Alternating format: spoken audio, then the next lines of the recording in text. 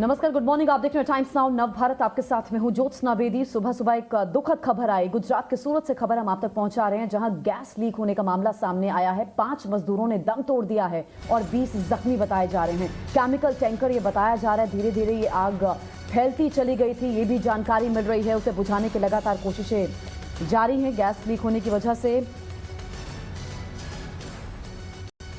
लोगों को सांस लेने में दिक्कत हो रही थी और 5 मजदूरों ने दम तोड़ दिया है। केमिकल टैंकर ये बताया जा रहा है जीआईडीसी, सचिन जीआईडीसी में पार्क ये टैंकर किया गया था। बड़ा हादसा हुआ गुजरात के सूरत में। ये मौत का आंकड़ा और ना बढ़े, बस इसी की दुआ है। बाकी आपको बता दें, अभी तक जो खबर है वो ये कि 5 मजदूरों ने दम तोड़ दिया और 20 जख्मी बताए जा रहे हैं। ये तस्वीर भी हम आपको दिखा रहे हैं गुजरात के सूरत की। अमित राजपूत हमें और जानकारी देंगे। अमित, क्या अपडेट है अभी? ज्योत्सना, देखिए, जिस तरह से ये घटना हुई है ये बहुत ही दुखद है, लेकिन ये 1 महीने के अंदर जीआईडीसी के अंदर, गुजरात की अलग अलग जीआईडीसीओ के अंदर ये तीसरी ऐसी घटना जो है सूरत में हुई है। और ये 5 मजदूर जो है ये सो रहे थे, 5 से ज्यादा 30 से 35 मजदूर जो है वहां पर सो रहे थे जीआईडीसी के रोड पे। और ये टैंकर जो था वहां पे खड़ा था। अचानक इस टैंकर के अंदर से गैस जो है वो लीकेज होने लगी और जिस तरह से गैस लीकेज हुई, वहां पे जो लोग सो रहे थे उन्हें सांस लेने में दिक्कतें हो रही थी। और उसके बाद जब वहां पर प्रशासन की टीम पहुंची तो तत्काल वहां से ये सारे लोगों को हटाया गया। इसमें 20 जो मजदूर हैं वो अभी भी गंभीर रूप से अस्पताल में उपचार के दौरान हैं। और जो मजदूरों की जो मौत हो गई है वो उसमें से 3 मजदूरों की पहचान हो गई है, 2 की नहीं हुई है अभी तक। हालांकि ये घटना जो है, इस घटना को लेके जांच शुरू कर दी गई है, लेकिन देर रात की ये घटना सचिन जीआईडीसी के अंदर बनी है। और ये जो टैंकर था, ये किसका टैंकर था, कौन इसका मालिक था और ये कौन सा ऐसा गैस है जिस वजह से लोगों की मौत हुई है, उस पर तफ्तीश जो है वो शुरू हो गई है। ज्योत्सना, ठीक है अमित, ठीक है ठीक है।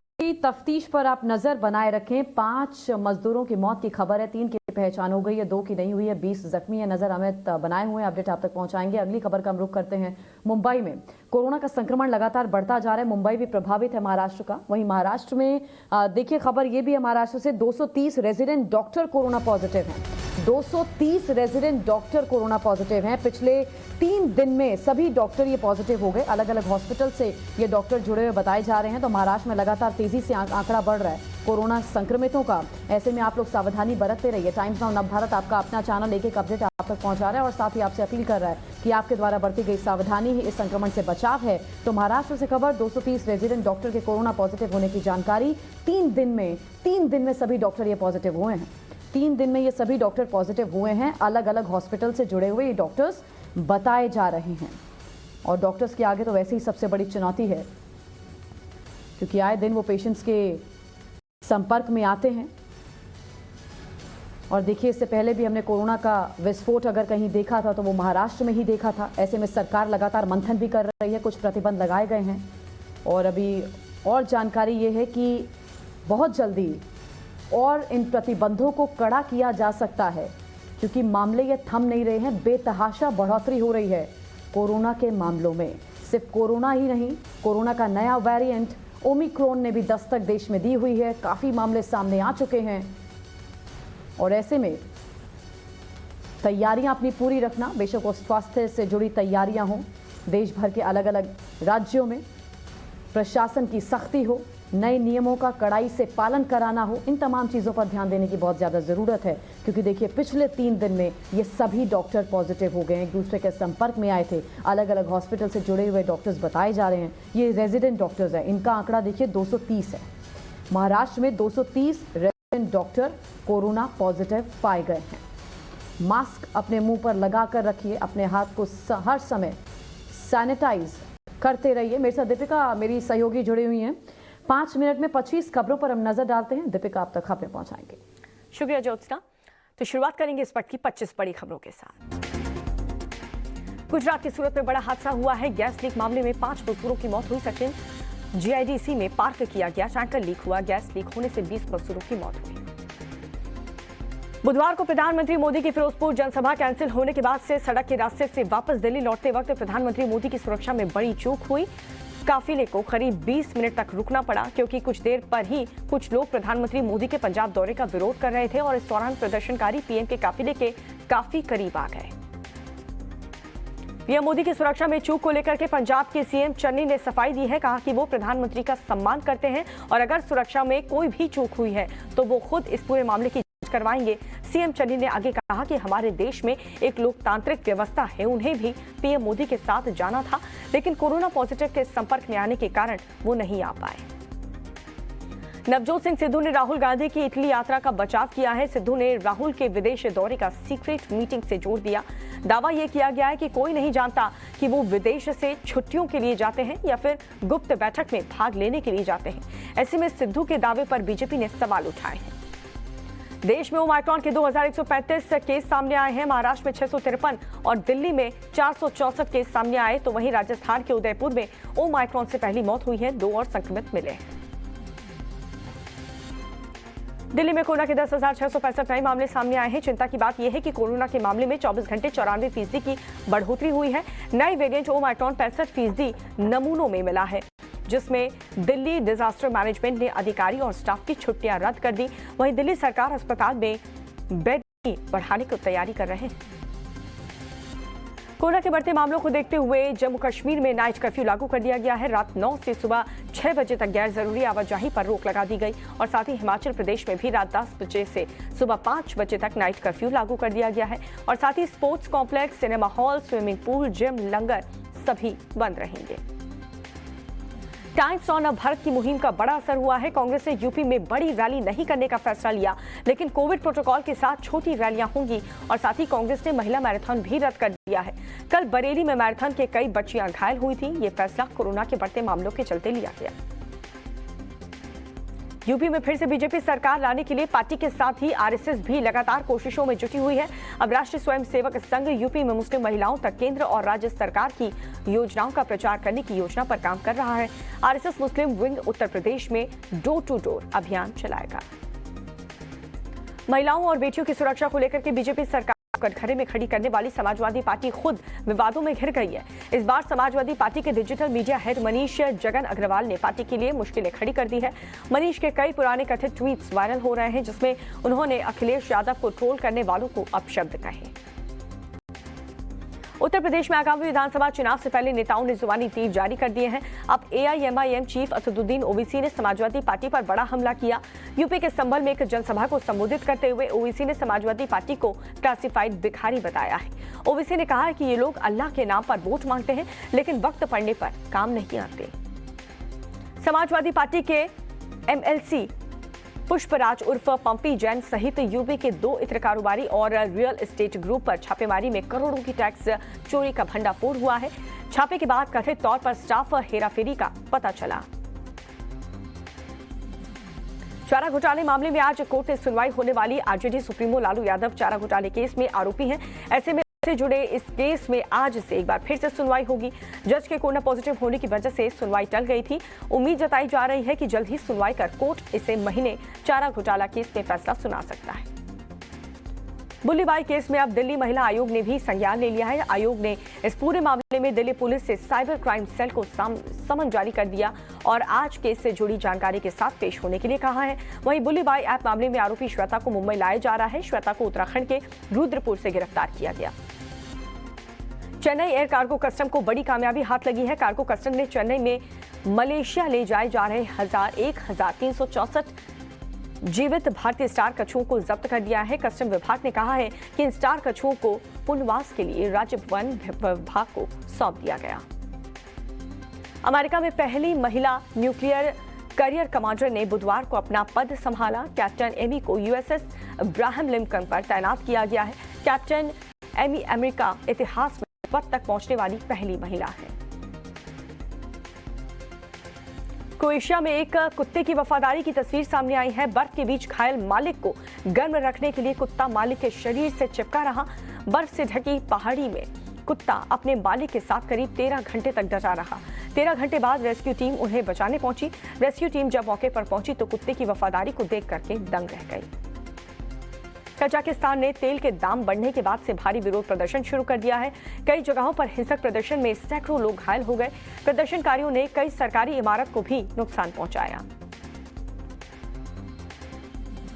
उत्तरी नाइजीरिया में आतंकी संगठन द्वारा बंधक बनाए गए करीब 100 लोगों को रिहा करवाया गया है। जामफारा राज्य में पुलिस प्रमुख अयूब अलकाना के मुताबिक 97 बंधकों ने 19 बच्चे और 1 दर्जन औरतें भी शामिल हैं, जिन्हें करीब 2 महीने से बंधक बनाकर रखा था। नाइजीरिया में बुधवार को झुग्गियों में आग लग गई। ये आग लागोस के पड़ोस में स्थित एबुट मेट्टा में लगी है। आग लगने के कई घंटे बाद भी दमकल की गाड़ी मौके पर नहीं पहुंची। आग की लपटों के आगे इलाके के लोग बेबस नजर आए और इसके कारण आग से भारी नुकसान होने की आशंका है। अमेरिका के फ्लोरिडा में एक घर में आग लग गई है। घटना में 7 बच्चों सहित 13 लोगों की मौत हो गई है। 2 अन्य लोगों को अस्पताल ले जाया गया। हालांकि मरने वालों की संख्या बढ़ने की आशंका भी जताई गई है, क्योंकि रेस्क्यू अभी भी जारी है। पॉप फ्रांसिस ने ऐसे जोड़ों की आलोचना की है जो कि बच्चों की जगह जानवर पालना पसंद करते हैं। पॉप फ्रांसिस ने कहा है कि लोग परिवार में बच्चों की जगह बिल्लियां और कुत्ते पाल रहे हैं और ये गलत है। फ्रांसिस ने कपल से अधिक बच्चे पैदा करने से अपने आह्वान को दोहराया। बीजिंग विंटर गेम्स की शुरुआत से पहले चीनी राष्ट्रपति शी जिनपिंग चीन खिलाड़ियों को उत्साह बढ़ाने पहुंचे। शी जिनपिंग ने बीजिंग में ट्रेनिंग बेस का दौरा किया। चीनी खिलाड़ियों ने राष्ट्रपति के सामने अपनी तैयारियों का प्रदर्शन भी किया। चीन में चल रहे आइस फेस्टिवल को बीच में रोक दिया गया है। कोविड के बढ़ते मामलों के बीच चीनी प्रशासन ने यह फैसला लिया। चीन के हाबिन शहर में होने वाला ये आइस फेस्टिवल दुनिया भर में मशहूर है। कोविड रिपोर्ट नेगेटिव आने के बाद मशहूर फुटबॉलर लियोनेल मेसी फ्रांस के लिए रवाना हो गए हैं। 4 साथी खिलाड़ियों के कोविड पॉजिटिव आने के बाद से मेसी अर्जेंटीना में अपने घर में आइसोलेशन में थे। मेसी के फुटबॉल क्लब PSG ने इसी हफ्ते ट्रेनिंग की शुरुआत की थी। और नेशनल यूथ फेस्टिवल 12 से 16 जनवरी के बीच पुडुचेरी में होगा। केंद्रीय मंत्री अनुराग ठाकुर ने बुधवार को नेशनल यूथ फेस्टिवल का लोगो लॉन्च किया।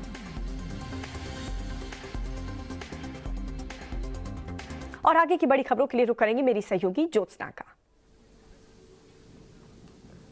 शुक्रिया दीपिका। तो बड़ी खबर ये आ रही है कि बीजेपी डेलीगेशन जो है वो आज पंजाब के गवर्नर से मुलाकात करने वाला है। सुबह 11 बजे का ये समय बताया जा रहा है और राजभवन पहुंचने वाले हैं अश्विनी शर्मा अपने तमाम भारतीय जनता पार्टी के नेताओं के साथ। तो अश्विनी शर्मा के नेतृत्व में राजभवन ये भारतीय जनता पार्टी के नेता पहुंच रहे हैं। सुबह 11 बजे राजभवन बीजेपी नेता जाएंगे। दरअसल प्रधानमंत्री की सुरक्षा में चूक को लेकर यह मुलाकात राज्यपाल से बीजेपी के इस डेलीगेशन ने करनी है।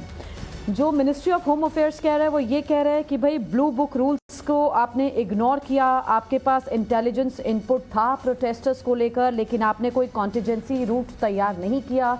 जो ब्लू बुक कहती है, जो ब्लू बुक की गाइडलाइंस हैं उसके मुताबिक एक कॉन्टिजेंसी रूट तैयार होना चाहिए अगर किसी तरह का कोई एडवर्स सिचुएशन हो जाता है। कोई अगर ऐसी परिस्थिति बन जाती है जहां पर प्रधानमंत्री की सुरक्षा में सेंध लगने की से जुड़ी कोई बात हो या फिर उनकी सुरक्षा को किसी प्रकार का कोई खतरा हो, तो एक और रूट तैयार होना चाहिए। लेकिन इसका ध्यान पंजाब सरकार ने, पंजाब पुलिस ने नहीं रखा। अब पंजाब में जो कुछ कल हुआ उसको लेकर आज मुलाकात राज्यपाल से बीजेपी डेलीगेशन करने वाला है। तो पंजाब के बठिंडा के हुसैनीवाला में प्रधानमंत्री मोदी की सुरक्षा में बड़ी चूक सामने आई थी। 20 मिनट तक प्रधानमंत्री का काफिला रुका रहा था। पूरी खबर आप इस रिपोर्ट में देखिए। पंजाब में प्रधानमंत्री नरेंद्र मोदी की सुरक्षा में चूक के मामले में गृह मंत्रालय ने रिपोर्ट तलब की है। गृह मंत्री अमित शाह ने कहा है कि इस मामले में कांग्रेस को माफी मांगनी चाहिए। इस मामले को लेकर बीजेपी की तरफ से बड़े आरोप लगाए गए हैं। बीजेपी ने कहा है कि पीएम मोदी की यात्रा के दौरान दंगे भड़काने की साजिश की जा रही थी। वहीं इस मुद्दे को लेकर पंजाब के सीएम चरणजीत सिंह चन्नी का भी बयान सामने आया है। चन्नी का कहना है कि पीएम को फिरोजपुर में अपनी यात्रा से वापस लौटना पड़ा। मुझको इसका पछतावा है। हम अपने प्रधानमंत्री का आदर और सम्मान करते हैं। अगर उनकी यात्रा के दौरान सुरक्षा में कोई चूक हुई हो तो हमारी सरकार इसकी जांच कराएगी। आपको बता दें कि अपनी पंजाब यात्रा के दौरान प्रधानमंत्री नरेंद्र मोदी 20 मिनट तक एक फ्लाईओवर पर फंसे रहे, जिसके बाद उनके काफिले के आगे और पीछे भीड़ लग गई। एसपीजी के जवान पीएम की कार को घेर कर खड़े रहे। 20 मिनट तक पीएम मोदी अपनी कार में बैठे रहे। एसपीजी के 6 गार्ड उनकी कार को घेरे हुए थे। तो प्रधानमंत्री की सुरक्षा में चूक को लेकर अब राजनीति होती हुई हम देख रहे हैं। भारतीय जनता पार्टी खूनी साजिश करार दे रही है। रिपोर्ट आप देखिए। पीएम मोदी की सुरक्षा में चूक की खबर सामने आई तो इस मामले को लेकर जमकर सियासत भी शुरू हो गई। बठिंडा लौट कर आने के बाद प्रधानमंत्री नरेंद्र मोदी ने वहां मौजूद अधिकारियों से एक गंभीर बात कही है। पीएम मोदी ने वहां अधिकारियों से कहा कि अपने सीएम से कहना कि मैं जिंदा लौट पाया हूं, थैंक यू। पीएम मोदी के दिए हुए इस बयान की खबर सामने आने के बाद इस मामले पर बीजेपी की तरफ से कई आरोप लगाए गए। बीजेपी ने पंजाब की कांग्रेस सरकार से इस्तीफे की मांग कर दी तो केंद्रीय मंत्री स्मृति ईरानी ने इसे खूनी साजिश करार दिया। बीजेपी प्रवक्ता सुधांशु त्रिवेदी ने इस घटना को कांग्रेस की पीएम मोदी के खिलाफ जलन का नतीजा बताया। वहीं कांग्रेस प्रवक्ता रणदीप सुरजेवाला ने साफ किया है कि उनकी सरकार और पुलिस की तरफ से कोई भी सुरक्षा में चूक नहीं हुई। उनकी माने तो पर्याप्त सुरक्षा के इंतजाम किए गए थे। ऐसे में बीजेपी की तरफ से लगाए जा रहे आरोप निराधार हैं। तो कोरोना का संक्रमण लगातार बढ़ता जा रहा है, तो 8 राज्यों की इस वजह से चिंता बहुत ज्यादा बढ़ी हुई है। कैसे कोरोना अपने पैर पसार रहा है, रिपोर्ट आप देखिए। देश में कोरोना संक्रमण की रफ्तार डराने वाली है। नए मामलों ने दूसरी लहर की यादें ताजा कर दी हैं। दिल्ली मुंबई में नए मामले फिर रिकॉर्ड तोड़ने पर आमादा है। देश के 8 राज्यों में हालात चिंताजनक बने हुए हैं। यहाँ कुछ ही दिन में कोरोना के केस बेहद तेजी से बढ़े हैं। महाराष्ट्र, पश्चिम बंगाल, दिल्ली, केरल, तमिलनाडु, कर्नाटक, झारखंड और गुजरात में कोविड के बढ़ते मामलों के बाद मंत्रालय ने इन्हें स्टेट ऑफ कंसर्न की श्रेणी में रखा है। भारत में कोविड के नए केस 58,000 से ज्यादा मिले हैं। महाराष्ट्र में ही 24 घंटे में कोरोना के 26,000 से ज्यादा मामले सामने आए हैं। वहीं दिल्ली में 10,000 से ज्यादा केस मिले हैं, जिसके बाद दिल्ली सरकार ने कोविड बेड 3,316 से बढ़ाकर 4,350 करने का फैसला किया है। इन सब के बीच ओमाइक्रोन के केस भी लगातार बढ़ रहे हैं। देश के 24 राज्यों में कोरोना का नया वेरिएंट पैर पसार चुका है। देश में अब तक ओमाइक्रोन के 2,135 मामले सामने आ चुके हैं। ले आई मैं। लोग पहले ही डरे सहमे हैं। वहीं एक बड़ी खबर फ्रांस से सामने है, वो ये कि ओमाइक्रोन से भी खतरनाक नए वेरिएंट की जानकारी मिली है। कोरोना की सुनामी से जूझती हुई दुनिया के लिए एक और चिंताजनक खबर है। फ्रांस में ऐसा वेरिएंट मिला है जिसमें ओमाइक्रोन से भी ज्यादा म्यूटेशन है और ये ओमाइक्रोन से भी ज्यादा संक्रामक बताया गया है। अभी इस वेरिएंट को कोई आधिकारिक नाम नहीं दिया गया है, लेकिन फिलहाल इसे IHU वेरिएंट कहा जा रहा है, क्योंकि इसका पता फ्रांस के IHU मेडिटेरियन इन्फेक्शन इंस्टीट्यूट के रिसर्चर्स ने लगाया है। ये कोरोना का B.1.6402 वेरिएंट है, जिसके स्पाइक प्रोटीन में 46 म्यूटेशन है। ओमाइक्रोन में ऐसे 32 म्यूटेशन थे। इस वेरिएंट में N51Y म्यूटेशन मिला है, जो म्यूटेशन सबसे पहले अल्फा वेरिएंट में दिखा था, जिससे ये वेरिएंट बहुत तेजी से फैल सकता है। इसमें E484K म्यूटेशन भी मिला है, जिस म्यूटेशन का मतलब ये होता है कि इस पर वैक्सीन का कम असर होगा। फ्रांस के मार्सिली शहर में इस वेरिएंट के 12 केस मिले हैं और इसका पहला केस वो व्यक्ति था जो अफ्रीका के देश कैमरून से छुट्टी मनाकर फ्रांस लौटा था और फुली वैक्सीनेटेड था। कोरोना के इस वेरिएंट के केस दूसरे देश में नहीं मिले हैं। तो कोरोना को लेकर आज कैबिनेट की हाई लेवल मीटिंग होनी है। कई बड़े फैसले इस मीटिंग में लिए जा सकते हैं। कोरोना और ओमाइक्रोन के बढ़ते मामलों के बीच आज मोदी कैबिनेट की एक अहम बैठक होने वाली है। प्रधानमंत्री मोदी की अगुवाई में यह कैबिनेट की बैठक वर्चुअल रूप से होगी। जानकारी के मुताबिक इस बैठक में कोरोना नियमों को लेकर अहम फैसले लिए जा सकते हैं। इस कैबिनेट मीटिंग में अलग अलग राज्यों में कोरोना के हालातों पर भी चर्चा हो सकती है। सूत्रों की माने तो इस मीटिंग में केंद्र राज्यों को जारी की गई गाइडलाइंस पर भी विचार कर सकता है।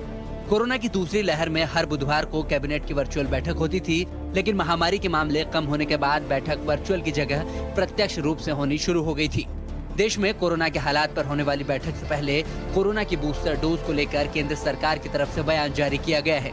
केंद्र की ओर से जारी किए गए बयान में ये कहा गया है कि बूस्टर डोज या प्रिकॉशन डोज के तौर पर एक ही वैक्सीन इस्तेमाल की जाएगी। तो कोरोना के बढ़ते खतरे को देखते हुए उत्तर प्रदेश में कई पार्टियों ने रैली करने से साफ मना कर दिया है। कोरोना के बढ़ते मामलों के बीच नेताओं की चुनावी रैलियों को लेकर टाइम्स नाउ नवभारत की मुहिम का बड़ा असर हुआ है। कांग्रेस ने उत्तर प्रदेश में अपनी सभी रैलियों को रद्द कर दिया है। इतना ही नहीं, उत्तर प्रदेश के मुख्यमंत्री योगी आदित्यनाथ ने भी अपने नोएडा में होने वाले कार्यक्रम को कैंसिल कर दिया है।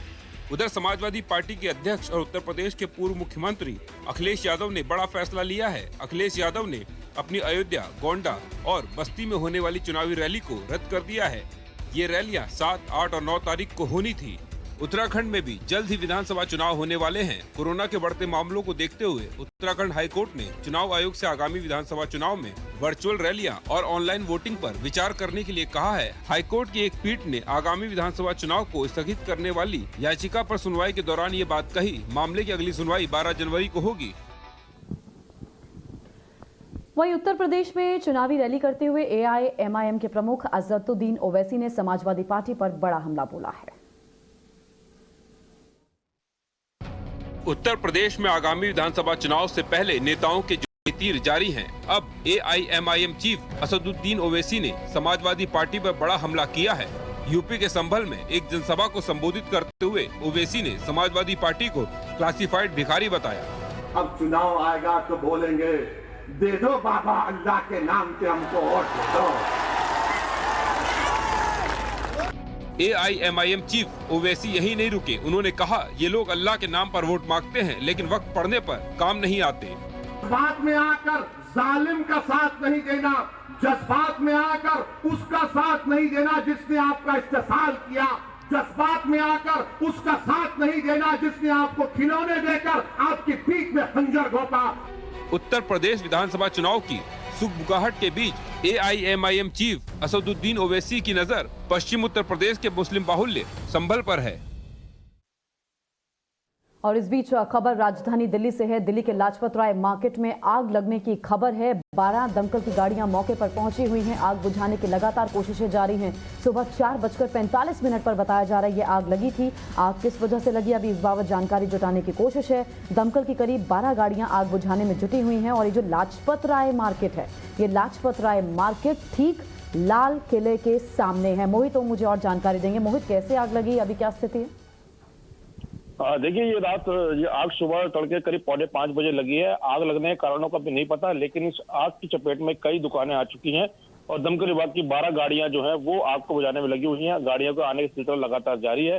दमकल विभाग का कहना है कि आग जो है वो बुझाने में दिक्कतों का सामना इसलिए करना पड़ रहा है कि लाजपत राय मार्केट में जो गलियां हैं काफी संकरी हैं, तो वहां पर फायर ब्रिगेड पहुंचने में दिक्कतें आ रही हैं। फिलहाल आग बुझाने का काम जारी है। आग लगने के कारणों का बाद में पता लगाया जाएगा। जी, आप नजर रखिएगा। मोहित ओम वशिष्ठ इस खबर पर अपडेट के लिए वापस लौटेंगे। बहुत छोटा सा ब्रेक, लौट रहे हैं जल्द। आप रहिए टाइम्स नाउ भारत के साथ।